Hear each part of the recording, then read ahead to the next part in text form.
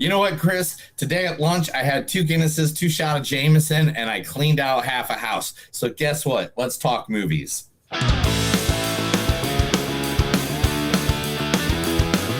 It's a show by Chris and Neil with all great movies. They are the real deal. We watch them all, so you don't have to.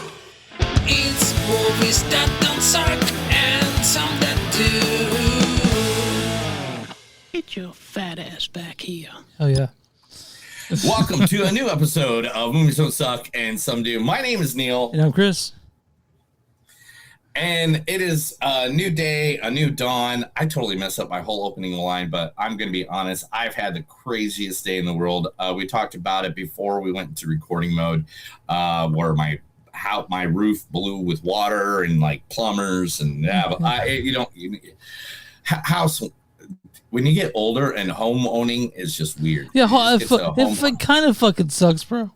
Because like when you rent, but at the same time, you have your own private space. You know what I mean? So I know. It does this. Yeah. I don't have a landlord, so I don't gotta like listen to anybody. Be like, turn the music down. Fuck you! I'll turn the music down. Anyway, welcome to a new episode of Movies Don't Suck and Some Do. Today we got 2 movies out there that we are going to talk about. Now, the first one was the highest viewed movie in 48 hours of any Netflix movie, so we had to cover it. And the fact is, we did cover parts 1 and 2 in 2020 and 2022. So, I mean, 2026, we got to do the third one. So, it's Enola Holmes. Enola Holmes, of course, has an all-star cast. The third one. And first, we got Louis Patridge. You know, it's the strangest thing. I could have sworn I've seen you here before. Is that right? Well, this is my route through to the Lords. Is it? How lovely. Well, I breakfast here on occasion. I mean, yeah, it's a lovely place. I know the gardener here. Yeah, that's from Enola Holmes 2, I think, or 1. One of them. Oh, there's a lot of them. Then we got Himesh Patel. Himesh Patel.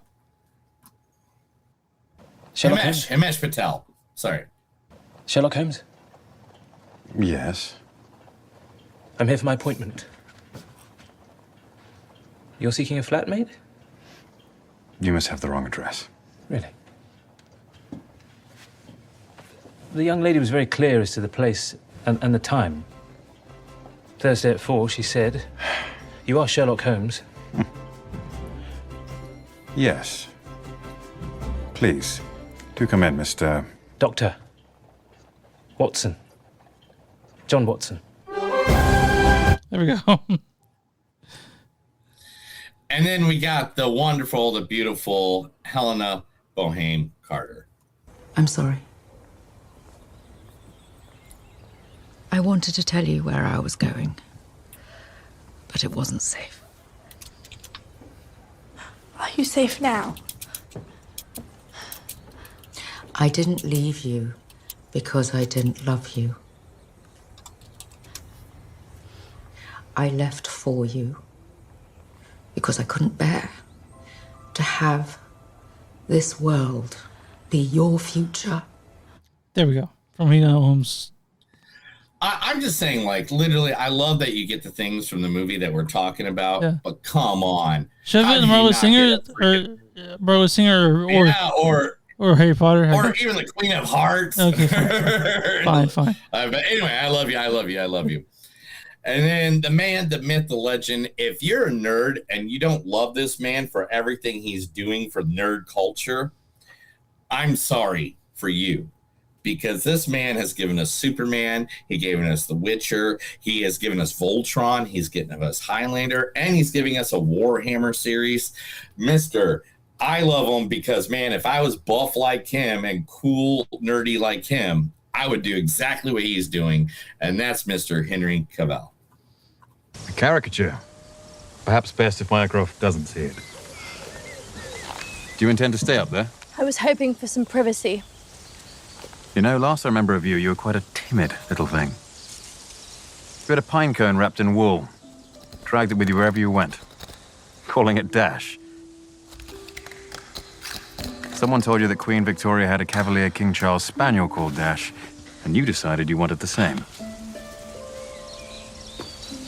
And we could never persuade you to put any trousers on. Your bottom was always bare. All right, there we go. That's part one. Yeah, that's part one. Yeah. I watched all three of them this week. I watched them in a row. Man, I watched them in a row because I figured that's the way you got to kind of do it when you're with a Netflix movie, I right? didn't have time. I mean, I've seen all of them, but I gotta be honest, I don't remember any of the one or two. I was like, what is this shit for? Like, I'm like, we'll talk more about this when we get to the movie. Okay. And then none other, you know her as 11, the one who made Stranger Things happen. She was the number one character there, and she is the number one character and producer of this film. Millie Bobby Brown. Yes. Sherlock Holmes. The famous detective, scholar, chemist, virtuoso violinist, expert marksman, swordsman, single-stick fighter, pugilist, and brilliant deductive thinker. My genius brother. He will have all the answers.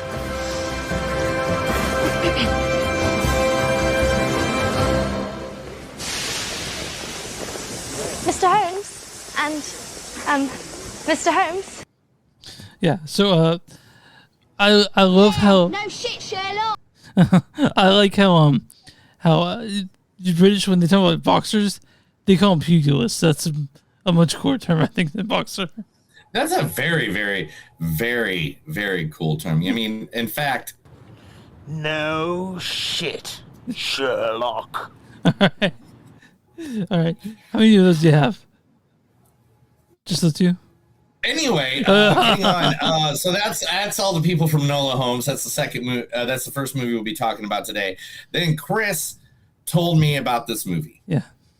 I didn't even know about this movie. I don't know how you Chris done. told me about this movie. Well, no, this was something I was really looking forward to. I like indie films, so yeah.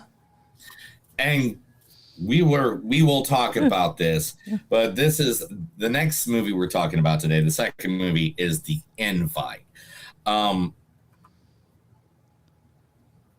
Then in this movie is none other. I mean, the top four actors in this movie just tells you enough of the movie as it is. But here we go. First is Penelope Cruz. I think it's very important to have the right car.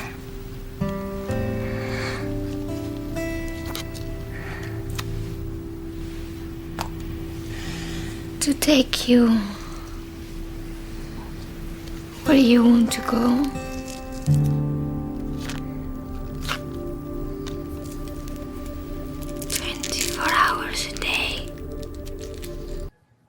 Where's that from, Neil? Because I had the same problem last time finding enough for her to say, because her most dialogue is in Spanish films. But what is this one, Neil? What was that from? Yeah. I have no idea. Okay. I'm not going to lie. I was trying to think, but... Vanilla Sky. Olive Oh, Vanilla Sky. Talk about a movie I like that I haven't seen in a while. Yeah. Wow. Yeah. I'm going to have to go look that up again. Now, next, one of my favorite actors in the entire world, even though people say that he's kind of an a-hole, don't care. No. Don't give a damn, because I don't think there's a movie he's in that I've disliked. Yeah. In fact, some of his top movies are my favorite movies in the history. Primal Fear, The Rounders, Fight Club, even his version of The Incredible Hulk. I love Mark Ruffalo, but I love Edward Norton, Incredible Hulk. I mean, I can Death to Smoochie, which is one of my most underrated films of all time, I feel like, in my hands. The great Edward Norton. You know, I don't give a shit. Popularity is the slutty little cousin of prestige, my friend. Okay, I don't even know what the fuck that means, so. It means my reputation is riding on this, and that's worth a lot. Exactly. Right. Fuck you. Yes. If this doesn't work out for you, you fuck off back to your studio pals and dive back into that cultural genocide you guys are perpetrating. You know, the douchebag's born every minute. That was P.T. Barnum's premise when he invented the circus, and nothing much has changed. And you guys know that if you crank out any toxic piece of crap, people will line up and pay to see it. But long after you're gone, I'm gonna be on that stage, earning my living, bearing my soul, wrestling with complex human emotions. Right. That's what we do. Where's that from, Neil? I thought I knew what it was from, and now I'm going blank. I thought it was from Rounders, but that's not Rounders. That's oh, what the heck? Oh, tell me, Chris. Let's not delay the Michael Keaton's also in it. Birdman. Yeah. Yes. Oh, Birdman is one of the greatest, if not the greatest, one single shot. Yeah. Oh, dude, it's amazing. It's amazing. The history of ever. And I haven't watched it in a good couple of years, but it so is. Good. I'm going to put it on the list. I bet you I'll watch Birdman at least once in the next until next time I tell you, talk to you. All right. Also in this movie, and also producing and directing the movie. She's great. She's on top of it these days, and I love it, Miss Olivia Wilde. I mean, what am I supposed to do? I trained to be a doctor. I know how to take someone's pain away, how to make a stopped heart beat again. We've brought people's kids back, their husbands, and... So, guilt. Yes, you were right. You were always right. I have the skills to help people. Is it okay for me to walk away from that because I want to just have fun? Where's that from, Neil? No idea. House. Oh, House MD. Yeah. House. What a good movie. Oh, man. I mean, it's good. I'm telling you, all four actors in this, The Invite, are top notch. And we'll even talk about, none of them were the originals, by the way. Yeah. And we'll talk about that later, too. And then none other, the man that makes you laugh, no matter... Like, I mean, what's the saying goes? Yeah, here we go. Okay, what's next? This is the Seth Rogen gene. It will give you the appearance of being funny, even though you haven't actually done anything funny. Aww. Hey, Doc, are we gonna be much longer? I gotta get some beers with the fellows before I go out on this date. How charming and chubby. I'm rooting for you.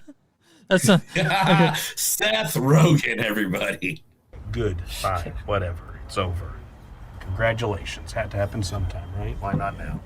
What the fuck does that mean? It means that you are going to go to college next year. You'll get into Godspeed, You Black Emperor, and the fucking Shins, and you'll blow a bunch of dudes, and you'll become a lesbian, and I'll be here in fucking Clark County doing shit all. You're going to dump me, so fuck it. Have a good time. A lesbian?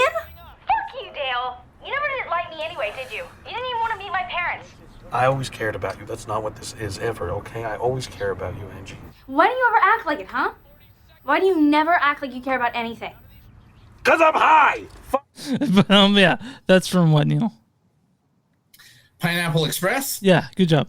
And damn. And the thing is, by the way, he was talking about Godspeed Black Emperor and the Shins. I love both of them. So it's the thing. I mean, this movie, I can't wait to talk this movie when we get to the second part of the podcast today. But Chris, at this time, you should just tell everybody where they can find us. You can find us online at moviesonsuck.net. We're at facebook.com/moviesonsuck. We're on Instagram, MTS Podcast. We're on Patreon, patreon.com/moviesonsuck. If you guys want shirts, go to bonfire.com, which is Blackwood-Productions. You'll find the shirt set along with stuff Neil's made. Or go to bonfire.com, which means Suck, and send them you'll find the same stuff there. If you guys want a free sticker, message to one of our socials or emails old-fashioned at moviesonsuckpodcast@gmail.com. And wherever you find podcasts, you can find us. Subscribe, follow, tell your friends, all that sort of good stuff. Neil, who are we going to roll up to today? All right, Chris. So like 2 weekends ago, I literally had to go pick my vehicle up in Tulsa, Oklahoma, and drove 1,353 miles across the United States of America. How long did it take you? Well, I left at 11 a.m. on Saturday and got to the place I was going at 1:30 a.m. Sunday night, Monday morning. Wow, that's a long drive. So that amount of time. Yeah, 1,300 miles in that.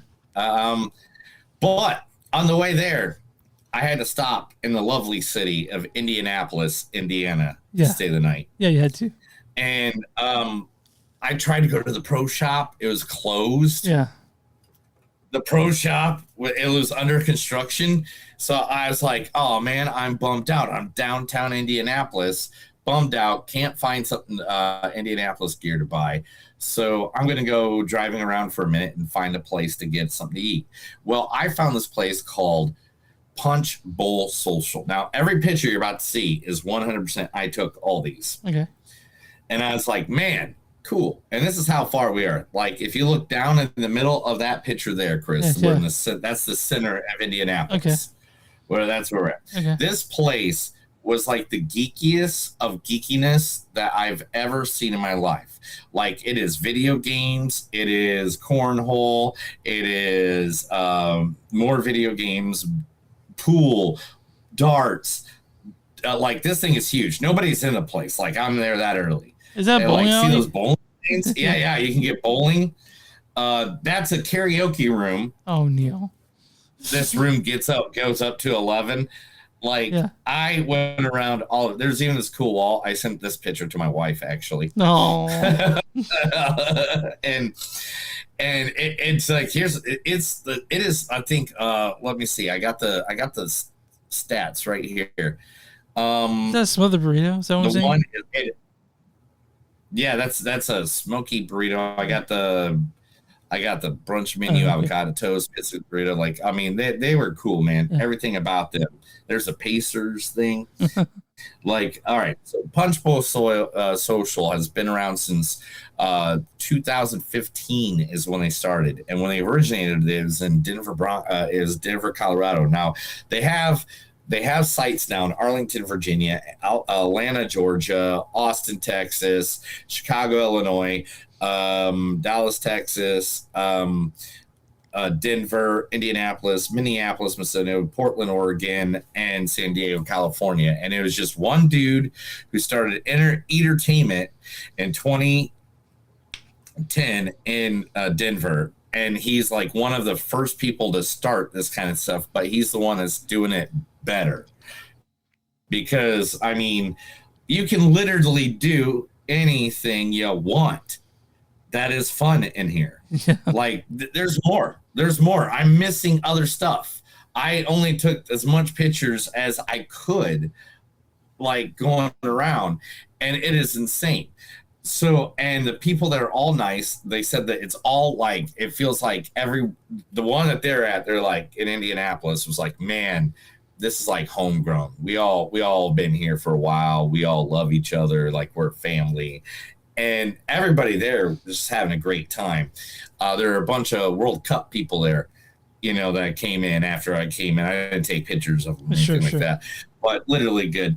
Guys, Punch Bowl Social is the name of the place. You can find them online on Instagram, which is Punch Bowl Social, or on Facebook, that is also Punch Bowl Social. It's one of the places that started. They call it Eatertainment, is what they call it. And believe me and Chris, we love entertainment places. We like things where we can do geeky stuff and be weird and stuff. So, guys, go support them. Robert Thomas is the owner. He's a really cool dude. He owns all of them. And he puts a lot of money into charities and things in every community. So, go out there, support them, even though, like, they're more than what we do usually locally. But, man, if you went into it, you'd have that vibe. You know what I'm saying? Mm-hmm. Yeah. All right, Neil. I think it's time for us to talk movies.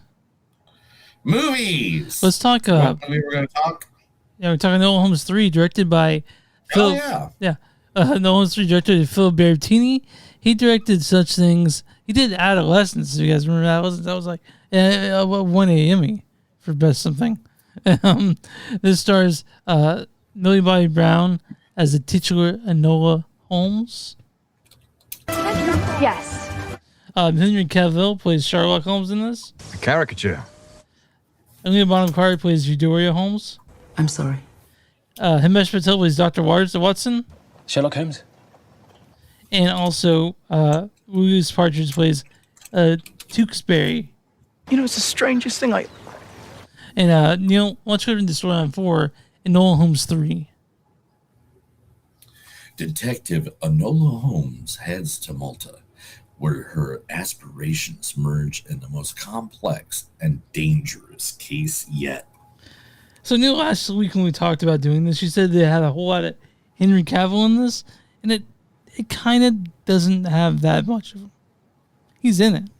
It's like 50% of the movie. I would not even say that. I'd say maybe 15, 20% of the movie. Oh my God. But Neil, Chris. it didn't bother me. No. Shut up. Shut up. Shut up, everybody! Shut up! Shut up! They do, in fact, shut up. Okay.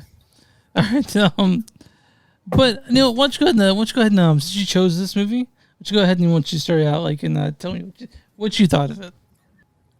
The thing about Enola Holmes is they made it like the female Deadpool in many ways, where she breaks the fourth wall, she talks to the audience, and stuff like that. Now, in the first two films, it was more heartfelt because literally it was like she was following the steps of her mother, who's played by Helena Bonham Carter. In this film, Helena Bonham Carter, I think, was in it for maybe 10 minutes. Maybe. If that. Yeah. And the other first two, it was like Enola Holmes showing you all the shit she learned, and that's why she has the knowledge of the things that she knows how to investigate in those two movies. And that's what made those two movies good. Because they're showing you, oh, she did this once and it reminds me of this. And that's why those movies were good. And then you had Henry Cavill come in and say something cheeky or funny and be like, well, what about this? I didn't think about that. And then she would go through a whole different thing. This one was more based on her relationship, and it was more like a soap opera in a way. You want more of a detective story, didn't you? I'm with you on that. I wanted my, because it felt, I'm gonna say, like, not Oceans. It felt more like a female version of Glass Onion, Knives Out. It felt like, you're getting knowledge and then everything changes at the end. But it's just not that clever. No, the first two were, though. In fact, we gave very high ratings on the first two, if I remember. Yeah, we liked them. But I gotta be honest, man, watching the third one, I remember absolutely nothing from the second one. You just watched them, so it's different. That shit left my head completely. And I don't know if that's an issue with the script or just maybe the way that Netflix markets movies. These are ones. Yeah, I think it was Netflix marketing movies because in 2020, when we saw the first one, it was during that first wave of pre-pandemic stuff. Yeah. And then, after in 2022, when the second one came out, it was that next wave of post-pandemic stuff. It's crazy that that we did the podcast during the pandemic, and we were doing 2 stream films for a long time, and so we were able to go to the theater. Yeah, that was crazy. Yeah, no, I mean, the whole world explodes all the time, and me and Chris just keep going on. Yeah. Somehow we're not dead yet. Not yet. I don't know why. Do you know why, Chris? We're getting there. We're getting close to that. Getting there. Yeah. But yeah, so I enjoyed certain parts of this movie, and again, it still had the slapstick kind of humor, the physical humor. Not as much in this one as the other ones. I love physical humor. I like a good physical humor, more than the next man. And this, it felt like they were trying too hard in certain spots. I felt kind of bored. And the thing I had the most problem with in this movie, I think, were the fight scenes. They were terrible. Not like the fight scenes in like the first two were very John Wick-ish, actually. And I don't mean like to compare it like they're the same level, but I mean it was that level of fight where people fought and with weapons. It was fucking hard to follow, dude. Like it was Michael Bay in the way like I don't know what I'm seeing, and not like oh they're throwing so much at me. It's just poorly shot, and I think that was my biggest issue with the sort of action in this movie. It was very like I don't know what the fuck I'm seeing. And like to give you like 100%, it's like you get a visual like this with the invite, then you get a visual like this, and then you get a visual like that. But then the next thing you get is a visual like that. You know, it's like, and it just keep going around. Oh, here's something, here's something, here's something, here's something. And it just like, as much, it just didn't come together. And I don't know how this became. The action scenes were not shot well. And I'm not saying there's no chemistry between Millie Bobby Brown and Sherlock and all that stuff. There's chemistry there for that if you like these other two movies, you'll like this one too. But me and Neil, we're critics now. We gotta be critical, and we found things what the fuck's my camera? Like, okay, I don't know why your screen's. Just put your hand against it and come back. Fix it. That's how you fix it. Anyway, and this is the problem. It's like with us being critics now. I mean, since we've been doing it for 17 years, I'm looking at it in a critical eye. Yeah. Now, if I was stoned sitting there, fucking pop this movie in and want some dumb laughs, there's plenty of dumb laughs. They got some great one-liners in there. They got some great moments in there, especially Henry Cavill and Sherlock with Enola when they did certain scenes. They had some freaking great one-liners back and forth. I mean, by any means, this is a dumb movie to have a dumb pass out to. I'm not saying it's super bad. It's not. It's not as good as the first two. I hope this. If they do a number 4, you better bring it and not be lazy. It wasn't a chore to sit through, but it's so disposable. You know, like that's how I felt about it. And I'm at the end of the year when I create that list that I make every year. This is one of the movies I'll probably forget that we freaking watched. Yeah. All right, Neil. What's your score in this? Oh, my score in this actually. I get my score first time. My score in this is like a 2.93. Yeah, no shit, Sherlock. Like it's not a bad movie. It's just I didn't really find. I didn't like it. It's so forgettable. You know. And like I said, it has some. And the thing is, like that. I mean, if that's what you want, if you just want a good, forgettable, dumb movie to watch, great. Go watch all 3 of these. The other 2 are better, but this one, this one was kind of like, like I looked at my phone several times. Yeah, I did too. That's not. It's not generally a good sign when it comes to a movie. Like but yeah, I saw someone look at their phone during a movie.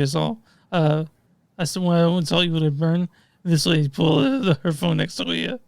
And I'm like, really? During this movie, you're going to your phone? But, yeah, I mean, I was just like... Well, I don't like to feel good. I like to feel evil. Oh. Neil, what's your score on this?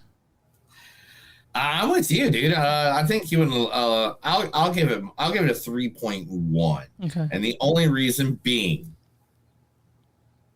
And you know why, and I know why. Henry's a god, and I love him in anything he does. My favorite, I still think on what is it? Gosh dang it, I always mess up the name. Oh my god, the Ministry of Ungentlemanly Warfare is literally one of the most underrated films of the last 2 years. That's a pretty good movie. Like a lot. Yeah. All right. Anyway, I love Henry Cavill and Millie. Hopefully, I mean, she's about to do a ton of stuff. I know she is because I already have stuff for that. She's married to Bon Jovi's son. Did you know that? What is it? She's married to Bon Jovi's son. Did you know that? Ron Jeremy's son? No, John Bon Jovi's son, not Ron Jeremy's son. Yeah, she's married to. Do you mean Millie's a New Jerseyan? Yeah, I get. Well, I mean, if Bon Jovi is, if Jake Bon Jovi is. John Bon Jovi? You mean Slippery Wet? Okay, yeah, okay. That's and the guy who literally is from New Jersey and does more stuff isn't for the States than Springsteen from New anybody Jersey? else. Isn't Springsteen from New Jersey?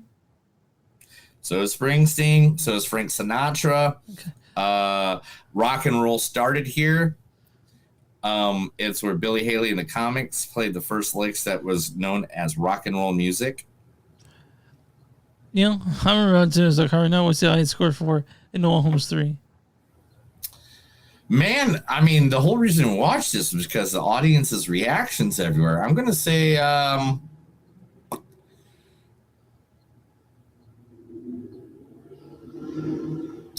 gonna say 79%. 48%.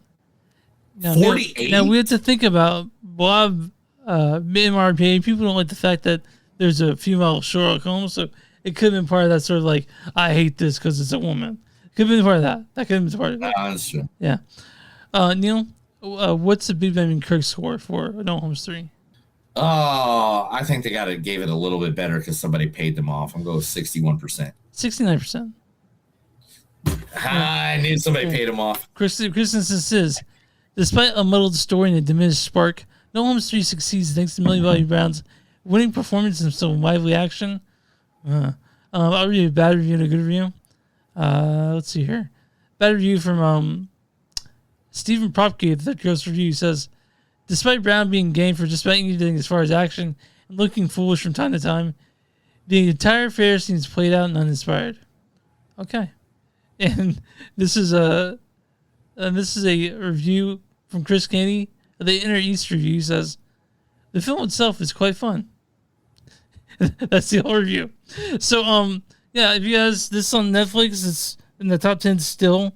And if you guys want to sit down with something kind of mindless and forgettable, but not unpleasant, you can watch No Holmes 3. But again, there's tons of stuff there. Where you can, it's a good movie to get stoned to and play on your phone and relax. Yeah. There we go. Okay. All right, Neil, you got news ready for us?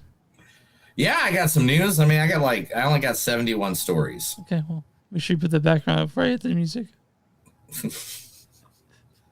Go for it. This is the Movies Don't Suck and Something New. I'm going to tell Chris stories from the Mad West thing called the internet, which he still hasn't discovered because he's just trying to learn how to churn butter.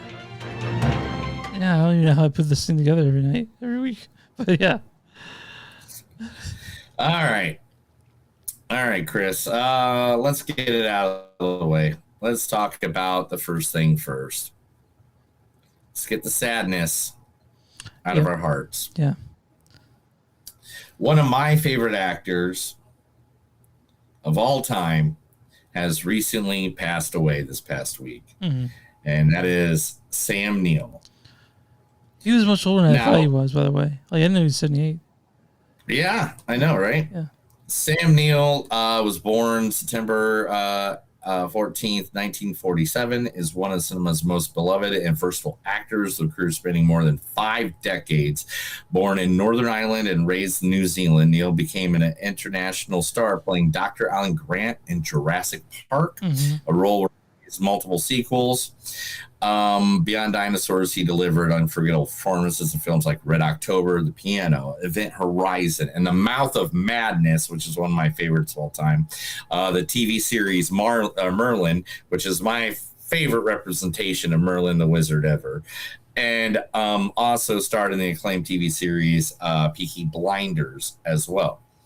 Known for his intelligence, warmth, and understanding charm, Neill has earned numerous awards, remains one of New Zealand's most celebrated actors off-screen. He is also a winemaker, an author, a passionate advocate for the arts, and publicly revealed that he was treated for a rare form of blood cancer while continuing to work and inspired fans around the world. So, from battling dinosaurs, commanding the screen in dramas, thrillers, and science fiction, Sam Neill was built and did build a legacy that continues to captivate audiences across generations. So I would say that he's in probably W.A. Anderson's only good film, which is Event Horizon.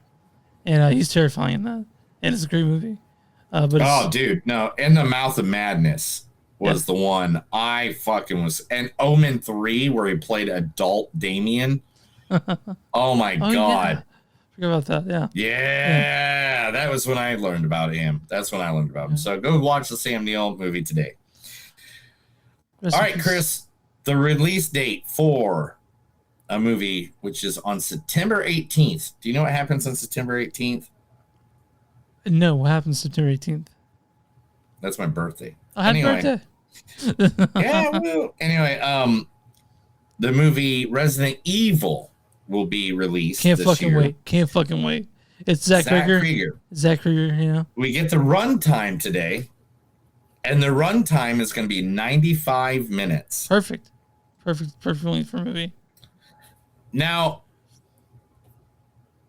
Resident Evil has had 97 movies made. They've all not been that great. Maybe the first one, and that's about it. Yeah. So, do you think that this one will be good? Yes, because they have actually people that are great attached to it. You know, interestingly enough, the first Resident Evil was directed by Tal W.S. Anderson, who also did Event Horizon. I'm with you. I think that Paul W.S. Anderson blew his creative load, all of it, on Event Horizon. The rest of it has not been so great, but yeah, I don't know, man. Like, other Resident Evil you've seen, which ones do you like? I like Resident Evil 1 and 2 with Mila Djokovic. I like the Welcome to Raccoon City, and I think there's another one I liked. I can't remember. The animated one. The animated one that was based off of Resident Evil 4. That's not bad. But I gotta tell you, man, I like half of Welcome to Raccoon City. The one, because I was like, okay, this looks exactly like the mansion you get in the first one. But I gotta say, but Zach Krieger, I don't know what he's did. I know he's changed it up quite a bit, but I trust him so much as director that I'm super excited for his version of it. Oh, dude, I think altogether it's gonna be good stuff. Yeah. It's gonna be good stuff altogether. I think hopefully it just works. That's all I want. Yeah. Jenna Ortega has signed on to be in a movie with none other than Margot Robbie. It is a sports movie called Nasty, a sports-themed film that follows an athlete attempting to join the Olympic gymnastics team. Her coach is her biggest hurdle to achieving the dream. Rose Byrne is going to be Ortega's co-star in the movie, actually. Interesting. Okay. I know. Yeah, I like both of that. Jenna. I like Jenna, I like Margot. So, yeah. All right, Chris, this is the big story. You love this one. We are getting another reboot of the G.I. Joe franchise. Yeah, I think I heard that Danny McBride's going to do it, right? That's what I heard. Danny McBride is going to... That's why I grabbed it, man. That's why I grabbed that story. Danny McBride is going to be in the running the whole shebang. He's been doing a lot of stuff behind the scenes lately. Like, he's not in front of the camera, which is fine. Like you know, just because he's part of it makes me slightly interested. I'm not like super interested, but I'm slightly because Danny McBride did it. You know. I mean, after Righteous Gemstones, Yeah. I'll watch anything the fucker does. Yeah. I mean, bottom line, Chris, that's just the way it goes. Hannah Waddingham is having a great year, if you haven't known already. She's gonna be in the new season of Ted Lasso coming out in August, right? Yep, new season Ted Lasso. But Deadline reports that Waddingham has lined up her next project after Ride or Die. Jason Stetman Stole My Bike. There's this new show she just did too that I just saw with her. Ride or Die. That was it. And it's with her and Octavia Spencer. And I just saw the trailer for it earlier, and it's going to be coming out on Prime. Dude, it looks cool as hell. And she's also working on another movie that's going to be coming out in 2027 on top of just doing the Ted Lasso. I mean, she went from stage to freaking major movie star ever since she did that one word over and over again. Oh, shame. Yeah. Shame. Shame. Yeah. I remember when I think the day that came out, someone had made an iPhone app where you could shake your phone and it'd do the bell with shame on it. So, yeah. The Conjuring universe is continuing. Now they're going to do prequels instead of sequels. Oh, who cares? And they have hired their new versions of what's the heck of the name of the family members? The Warrens. Lawrence, yep. So the next one coming out would be The Conjuring First Communion, which would come out September 10th, 2027. And Garrett Waring and Amanda Fix have been cast as young Ed and Lauren Warren. Lorena Warren. Lorraine. Yeah, I don't know, man. So we are gonna get like 97 more Conjurings. I thought it ended with that last one, the one we kind of thought sucked too. No, this is prequels, Chris. Oh, sorry. Prequels. Yeah. So Patrick Wilson's sitting in his house. He's like, I thought these were done. I know, I did too. Hey, everybody! This Halloween you thought you were gonna see Batman 2? Guess what? You're not. What are we seeing instead? Batman 2 has now, because of the new cast, the new members, and all that stuff, have now pushed it back February 18th of 2028. Well, so now, 2028. So fucking 2 years. 2028. That's like 2.5 years from now. It's like for. That is 1 year and like 9 months. Okay, well, I mean, as long as we get to see Big Don Keegan as Joker, I guess I'm okay with it. I know. I can't wait to see that part. Are we to see his dog in that one too? All right. You think? I don't know. Oh, okay. Yeah. All right. Yeah. I don't know. All right. What else we got? You wake up. I don't know. I forgot how to read. Wake up. I'm Grab drunk. fresh little makeup. Oh my God, am I dying? Harry Potter's Daniel Radcliffe and Game of Thrones major star Peter Dinklage are coming together for a movie called Steps. I'm kind of surprised that hasn't happened yet. It's going to be an animated film, fantasy comedy film, with the alternate version of Cinderella fairy tale, in which the traditional evil stepsisters, Lilith, who's going to be voiced by Ali Wong, and Margaret, who's going to be voiced by Stephanie Hu, steal the magic wand from the fairy godmother, who's going to be voiced by Bette Midler, so they can hijack the royal ball. Their actions accidentally allowed the villainous Priscilla, played by Nikki Glacier, to take the kingdom's throne. Then they leave Lilith with no choice but to work with Cinderella, who's going to be done by Amanda Seyfried, to go on a quest to save the kingdom. That's a real different version of Cinderella that I remember. I mean, I'm gonna reserve my judgment until I actually hear more about it. Yeah, exactly. Yeah. Not one, but two DC people have been confirmed this week to be going to be in the movie Superman: Man of Tomorrow, the sequel of Superman. Okay. None other than the captain himself has been drawn up for one more time, playing Guy Guardian again, Mr. Nathan Fillion. Nathan Fillion, what's up? Fucking Firefly. Yeah. And but now a surprise name has been added because they didn't realize this was still considered in the new DCEU. Okay. And that is none other than Zalo Mordina, also known for Jamie Reyes, who played Blue Beetle. Oh, fuck. I forgot about that guy. Yeah. I forgot about it. Okay. Well, and now I got to go watch Blue Beetle again just because I feel like a dick. Yeah.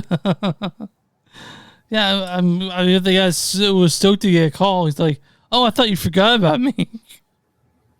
As of tomorrow, Disclosure Day, will be released on digital platforms, so everybody that wants to see that finally can. Yeah. Let's see here. What else do I got? I got Hotel Transylvania 5 was confirmed with all the original cast, so I know we all wanted to see that. MCU development. They're developing a Nova movie. Now, the Nova Corps, if you remember in Guardians of the Galaxy, were the ones that helped them go against the bad guys. Yeah. John C. Reilly being the guy, which that was the Nova Corps. Nova is like the last survivor, I think, and from that group after they've been annihilated. And remember, they did get annihilated from Thanos because he said he went to that planet and snagged the Infinity Stone. So we are getting that. Mortal Kombat 3 is in the works, and they're writing it right now. The show by J.J. Abrams. There you go. Thank you. The show End of Oak Street said that is connected to his infamous movie collection known as the Cloverfield movies. Oh, so the End of Oak Street's put next to the Cloverfield? That's interesting. Like, do you want to see the End of Oak Street? It's got Anne Hathaway, McGregor. It looked cool to me. Okay. It looked cool to me. So you know what I'm saying? So yes, okay.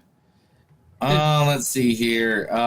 Let's say, Obsession is coming out later at July 27th on Peacock. Yeah, so you guys want us to go ahead and watch that? If you haven't seen it yet, I don't know what you're doing with your life, but it's going to be there. So go ahead and watch it. Britney Spears movie is in the work for the next biopic movie of a star. So earlier today you showed me that movie, the trailer for Sly, for I Really Rocky.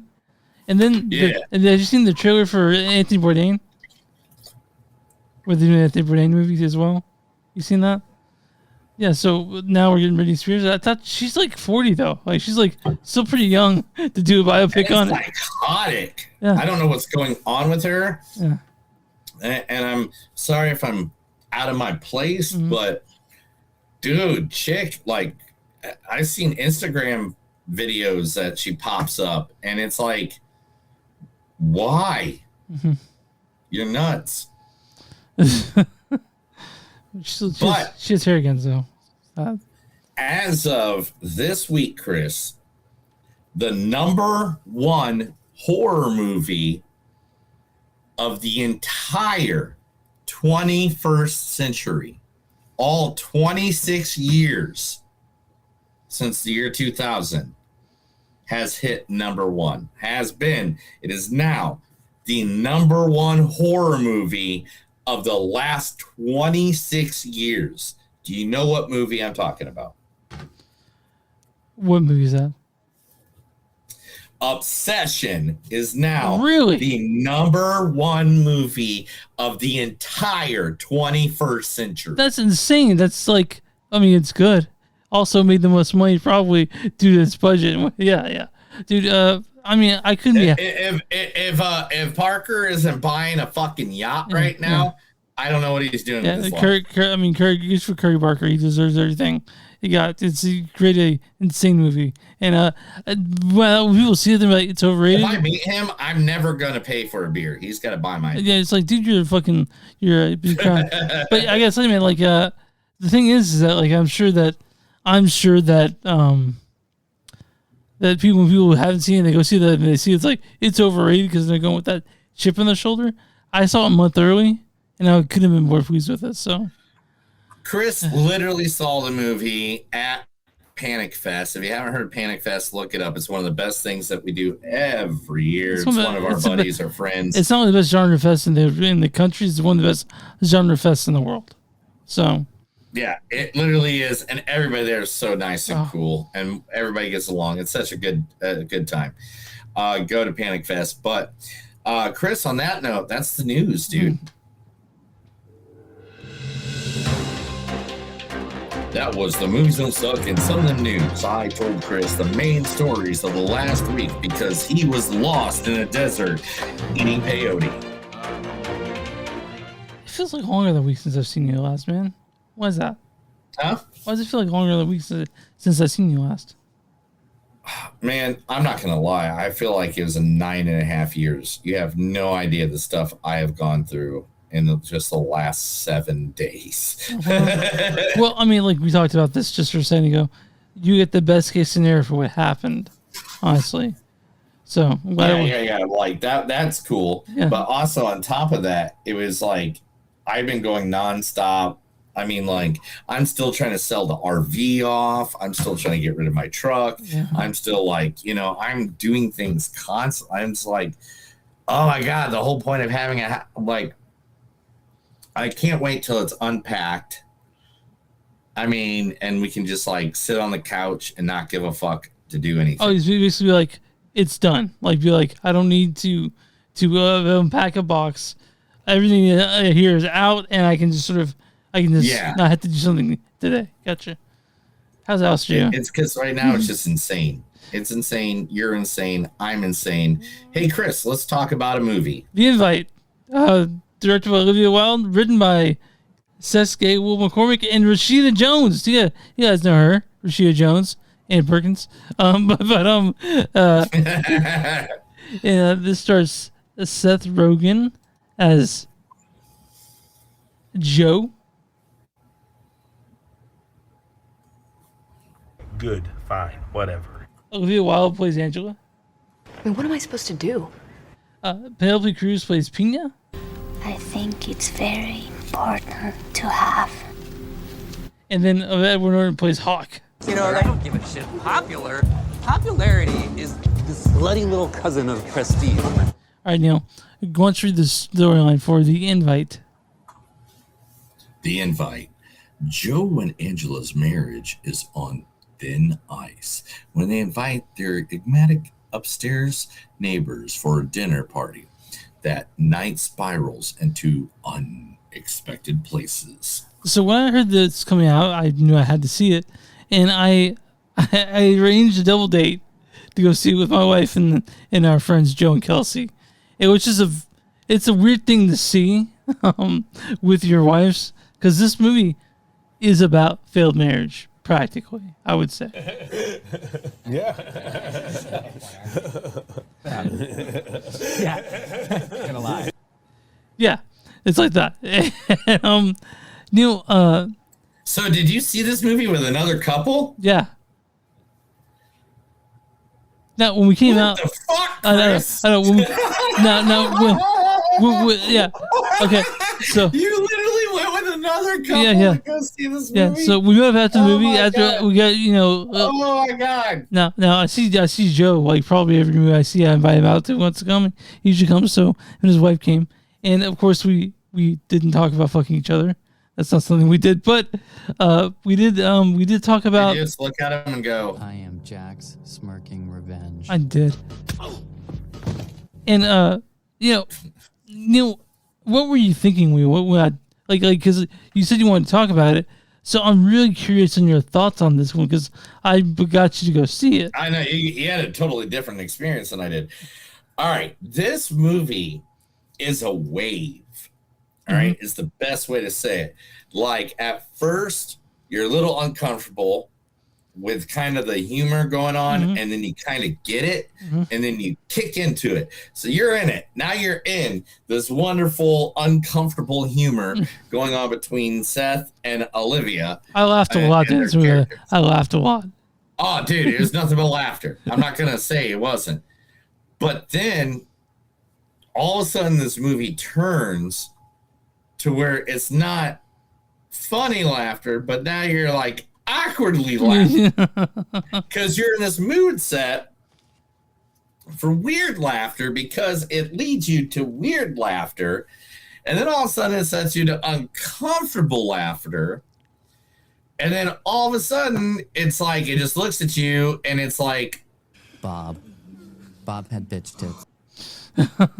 and you're like, what the fuck did that just say? Yeah. What just happened? What words just came out of their mouths? And you're like, okay. And then you're following it like a whole different time, and you're just like brown chicken, brown cow. Like you don't know words going or words leading. And then it takes you on a whole, like, this movie is a roller coaster. So it takes place entirely like in someone's apartment, right? The Seth and Olivia's character's apartment, and it's 4 people the whole time. And I want to say that I don't think I've seen better acting from Seth Rogen ever than in this movie. Actually, oh, dude, all of them fucking killed it. All of them, yeah, all of them killed it. Like, each one of them had a different character, and each one of them zoned in on that character coming into this movie. Yeah. And they just batted off each other like they were freaking, both on championship baseball teams and the balls thrown, and they each hit a home run when they're all up to plate. They were fantastic. All of them were just on top of their game. And I don't think that I may see this up for awards when it comes to acting. And I want to say how well the music was used in this, like the whole time, the music was used. Oh yeah, yeah.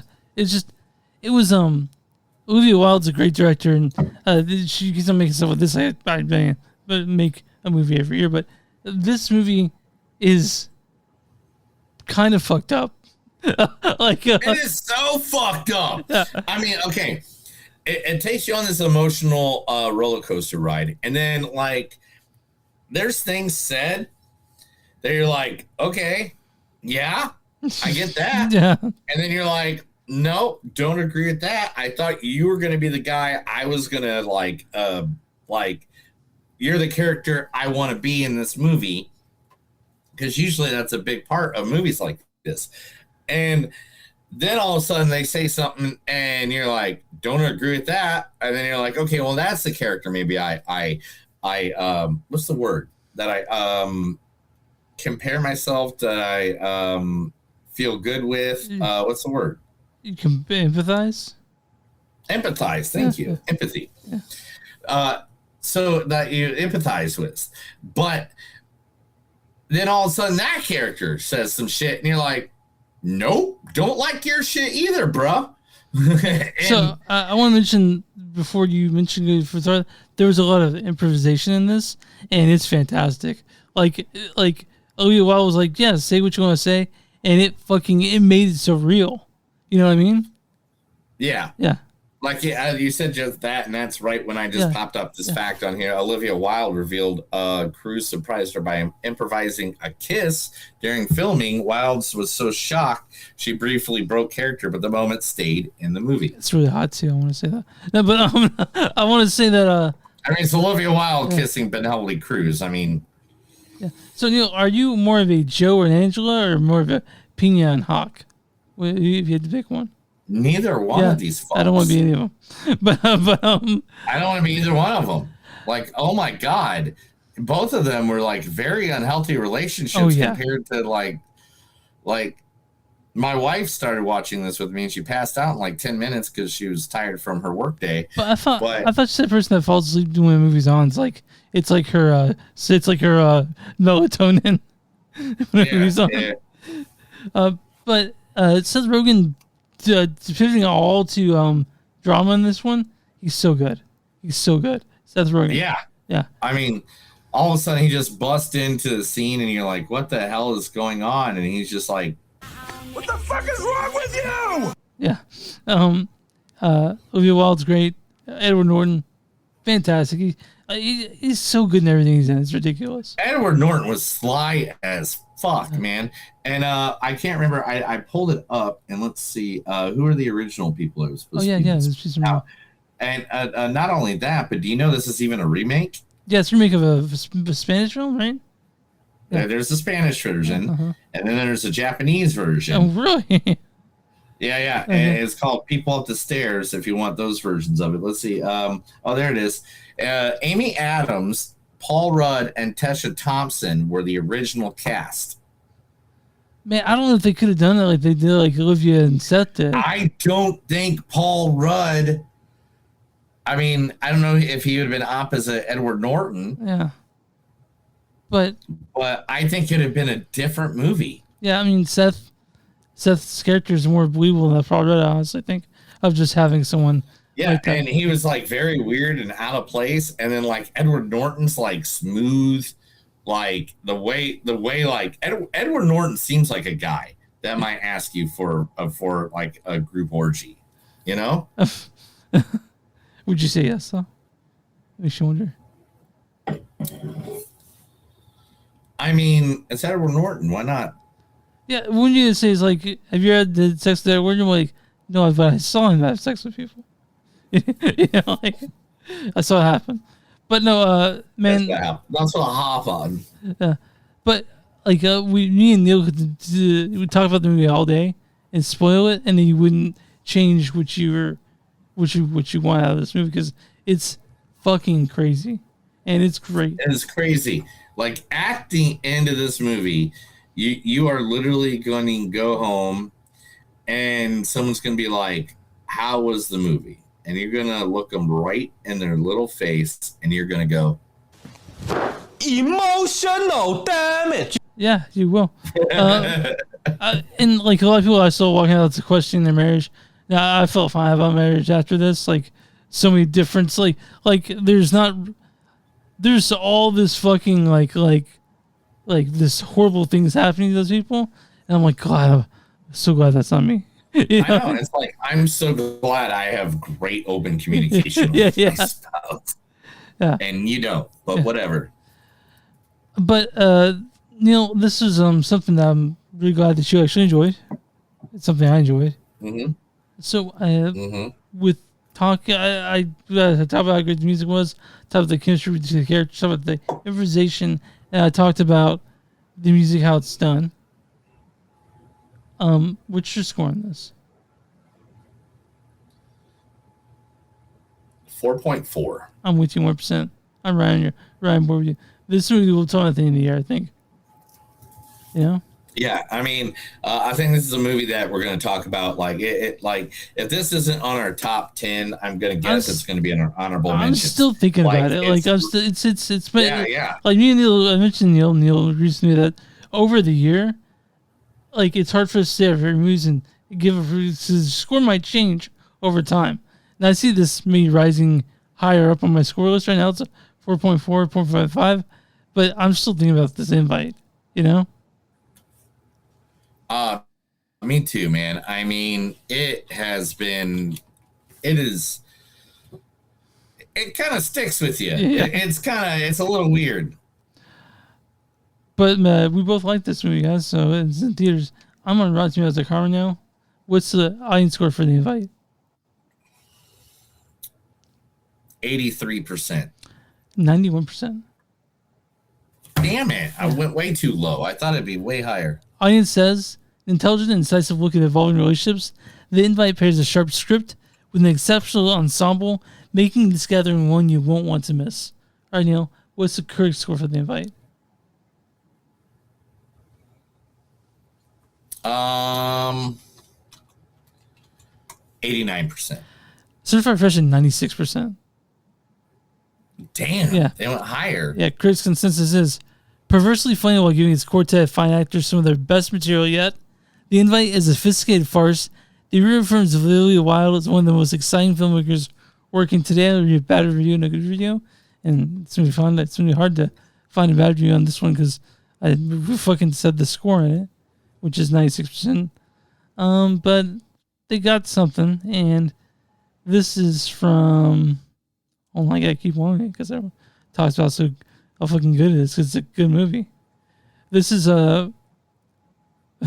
even the bad reviews are good reviews. I'll read a good review. This from Sean Bean Means at the Movie Critic. He says, a smart ensemble piece with tension and humor entwined into something that's as funny as unsettling. It's a part you don't want to miss. So, yeah, it's a great movie, worth watching. Yeah, worth going out of your time to see. I know that everyone's be seeing the Odyssey this weekend, me and Neil included. But if you don't want to see that, the invite's still there for you to enjoy your time at the cinema. And again, go to movie theaters because that's where that's close to get to church. I think, Neil, your name says Neil Holmes. It's awesome to go to the theater. Like I go to Deptford. Deptford. Oh, the same scene there. Deptford, New Jersey is where I have to go for AMC. Oh, okay. Yeah. How far was that?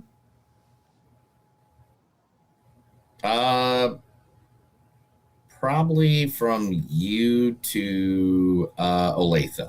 Okay, it's like 15 minutes, then, right? Something like that. Yeah, if that.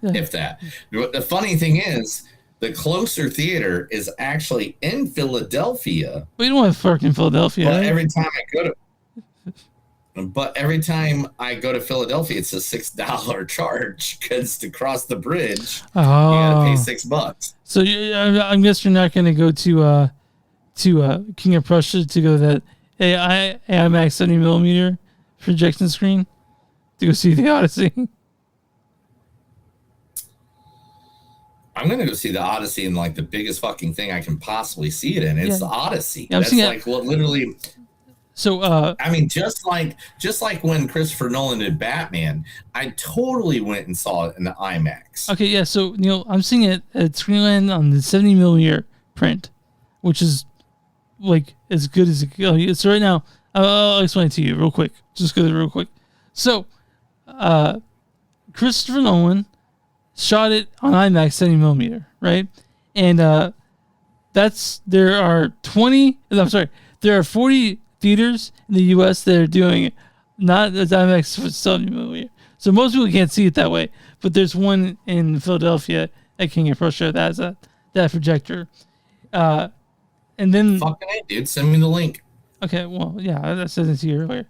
But on your you go back to your messages. But there's not one near me. But Screenland is one of the only places in the U.S. one of the only places in the U.S. that is playing the 70mm clip. There are only 25 theaters in the country that have 70mm projectors, and Screenland is now one of them. So I'll be go seeing the 70mm print at Screenland, and if I see it again, it'll be at IMAX. But yeah, I'm excited. I'm very excited. You should be. I'm excited about movies lately, just about movies in general. So, sorry, that was What the heck? I'm trying to get tickets right now. Let's see where we go. Okay. Let's see. I mean, because what's better than being on a podcast and buying tickets to a movie?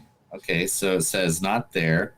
We'll go to Jason Voorhees. Jason Voorhees says no. Where did you say it was? It's called King of Prussia. That's like an hour away from you.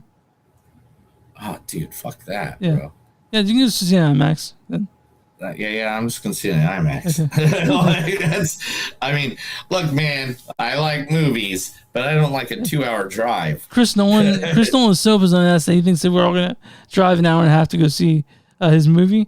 I'll drive maybe 45 minutes to my theater, but Screenland's up there with me. So. Look, bro, we're not in the Star Wars 1978 era where we got to go to a big fucking screen and go see it. Most people want to watch it on their phones anyway. But you're gonna see it on IMAX, so that's okay. But Neil, should I tell the people where they can find us again in case they want to yell at us about how stupid we are?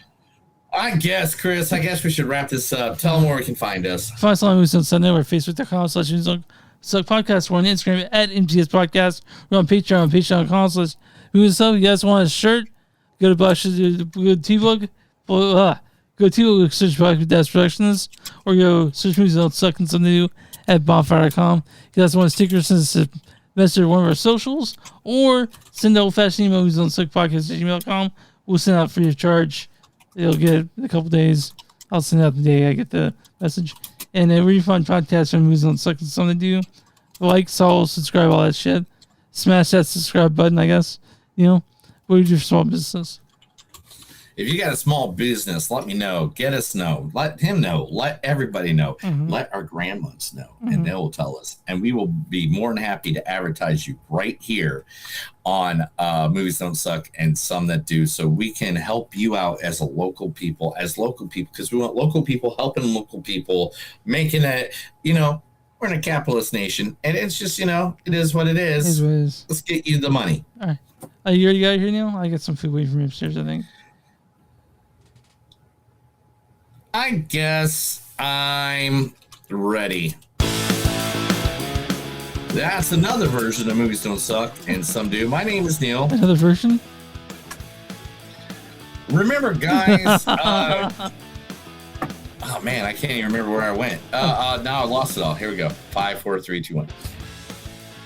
Can we all agree that not every movie needs to be a mystery? Enola Holmes works because Enola is smarter than everyone else. The Invite, that's a movie that hides its plot better than it hides its budget. Hollywood keeps on giving us movies left and right, left and right. Let's see if we can enjoy it like we enjoy each other. Go out to the movies and support your local theater. Have a good night. Yeah, guys.